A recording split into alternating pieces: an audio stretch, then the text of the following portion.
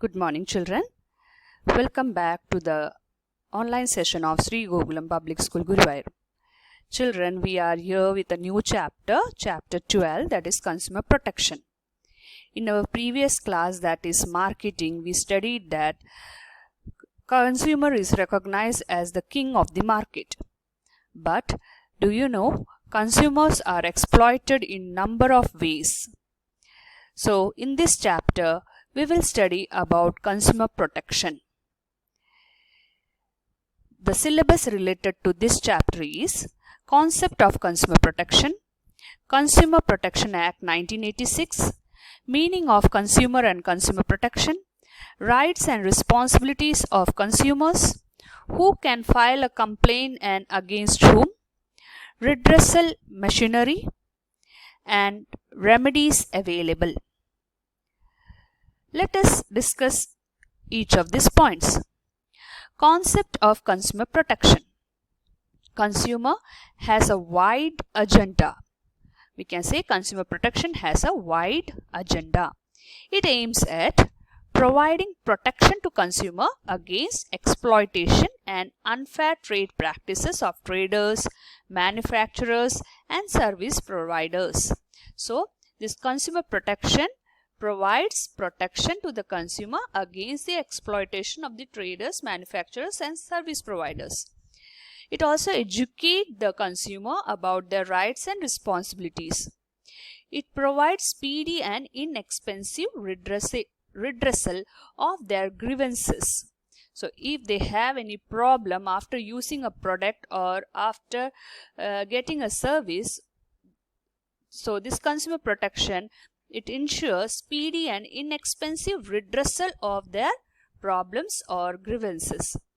Then creating awareness among the consumers so that they organize themselves in the form of consumer organization, which would protect and promote their interests. So, it also make awareness among the consumers that if they are organized, then there will be no exploitation from the traders or manufacturers. So, it make them organized too. So, here are some of the unfair trade practices which take place in the market, and the effect of which on consumer is shown on the other side. So, defective and unsafe product like electric fault in iron. So, what is the result of that? Risk of electric shock. Adulteration. Suffers from bad health due to adulterate food products. So, consumption of adulterate food will lead to bad health. Then false and misleading advertising. Cheated by purchasing fake product. So, misleading advertisement can the effect on the consumer is they will be cheated and they will purchase the fake product. Then hoarding or black marketing, have to pay a higher price. So we can see that the buyers, they hoard the product and increase the demand of the product. So hoarding creates higher price for a product, and the consumer unnecessarily have to pay the higher price for the hoarded product. Now, what is Consumer Protection Act? For the protection of consumer from the trading malpractices of the manufacturers, traders, and service providers, the Parliament enacted the Consumer Protection Act, that is CPA, in 1986. So, to give protection to the consumer from the malpractices of manufacturers, traders, and service providers, an act have been enacted in Parliament, which is known as Consumer Protection Act, and the date of this act is 1986. Consumer protection means protecting and promoting the consumer interest through speedy and inexpensive redressal of their grievances. So, this is what the Consumer Protection Act aims at. That is, consumer protections means protecting and promoting the consumer interest through speedy and inexpensive redressal of their grievances. The Consumer Protection Act provides safeguards to consumer against defective goods, deficient services, and unscrupulous, exploitative, and unfair trade practices of consumers. The Act provides certain rights to the consumer. You have to remember that there are some rights to the consumer. So that is provided by this Consumer Protection Act with a view to empowering them to fight against such malpractices. You may have seen the advertisement Jago Grahak Jago. So that all come under this Consumer Protection Act. They are making aware about the rights of the consumer.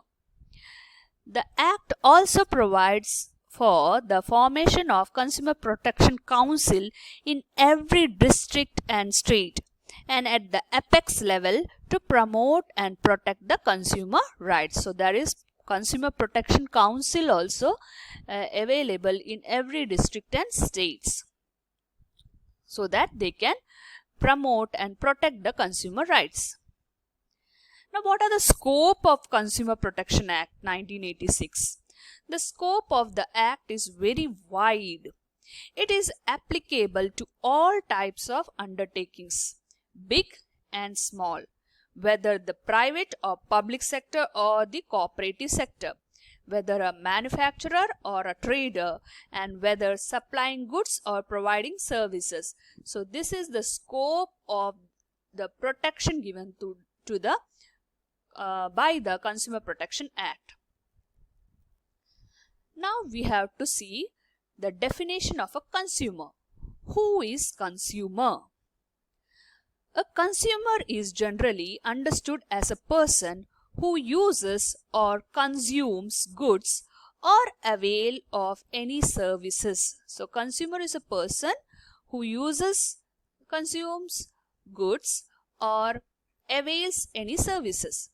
Under the Consumer Protection Act 1986, a consumer is defined as follows.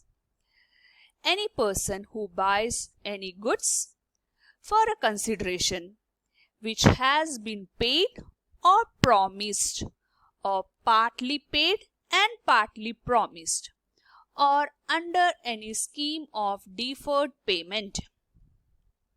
It includes any users of such goods when such use is made with the approval of the buyer, but does not include a person who obtained goods for resale or for any commercial purpose. So here in this definition, a consumer has been defined. So who is a consumer? A consumer is a person who buys a product and pays some consideration in return. Sometimes that consideration may be paid, or sometimes it may be a promise. Sometimes it may be partly paid and partly promised, or it may be some scheme of deferred payment too. It includes any users of the goods. So consumer is a person who is actually using that goods and he is not obtaining that goods for resale or for some commercial purpose. So this is the definition for consumer. The second definition says that this is related to goods and this is related to services. You can find the wordings of this is almost the same, only wherever you find the goods you have to replace it with service. Any person who has or avails any services for a consideration which has been paid or promised, or partly paid and partly promised, or under any scheme of deferred payment. It includes any beneficiaries or services when such services are availed of with the approval of the person concerned, but does not include a person who avails of service for commercial purpose. So same is the explanation for this. Instead of the word goods, here they are using services. Now, who can file a complaint under the Consumer Protection Act 1986? Under the Consumer Protection Act 1986, a complaint before the appropriate consumer court can be made by any consumer, any registered consumer associations, the central government or any government, state government, one or more consumers on behalf of numerous consumers having the same interest, and a legal heir or representative of a deceased consumer. So these are the 5 parties who can complain under the Consumer Protection Act. They are any consumer can do that, or a registered consumer association is there, they can do it, or a central government or a state government can do it, or more than one consumers, and that is they are representing number of consumers with the same interest, or a legal heir or a representative of a deceased consumer. So these are the 5 parties. Now, what are the remedies or relief available to a consumer? There are 12 remedies available to a consumer if they have to face some problem while using that product or availing that services. Let us see the remedies or relief available to the consumer. First one is to remove the defect in the goods or deficiency. See, if the consumer have any problem and they went to consumer court, then these are the remedies which will be available in front of court, or they will give the following relief to the consumers. To remove the defect in the goods or deficiency, that is removal of defect. To replace the defective product with a new one free from any defects. So replacing the defective product is one option. To refund the price paid for the product or charges paid for the services. So they can the businessman had to refund the money to the consumer. To pay a reasonable amount of compensation for any loss or injury suffered by the consumer due to the negligence of the opposite party.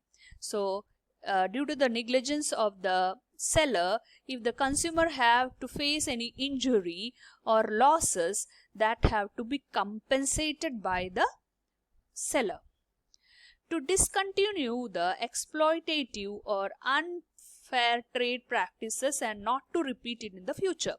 So the court may order to discontinue the unfair trade practices and not to repeat it in the future. Not to offer hazardous goods to sales. That may be one option. To withdraw the hazardous goods from sales. So dangerous goods, whatever is kept for sale, that can be removed from the sales. To cease manufacturer of hazardous goods and to desist from offering hazardous services. So ceasing the manufacturing of hazardous goods is one option. To pay any amount not less than 5% of the value of defective goods or deficient services provided to be credited to the Consumer Welfare Fund or any other organization or person to be utilized in the prescribed manner. So 5% of the value of the defective goods should be credited to Consumer Welfare Fund or any other organization. Then to issue corrective advertisement to neutralize the effect of a misleading advertisement. If through the advertisement, misleading advertisement, any person use that product and something happened to that person, then court may order that to correct that advertisement, neutralize the effect. That is, they have to neutralize or give a publicity, give an advertisement in the newspaper neutralizing the advertisement which is given, which was the misleading advertisement. Then the 11th point is to pay adequate cost to the appropriate party. So whatever is adequate cost according to the circumstances have to be paid to the other party. To pay punitive damages in appropriate circumstances. So any damage faced by the consumer have to be paid by the buyer. So this is the thing we have discussed today, that is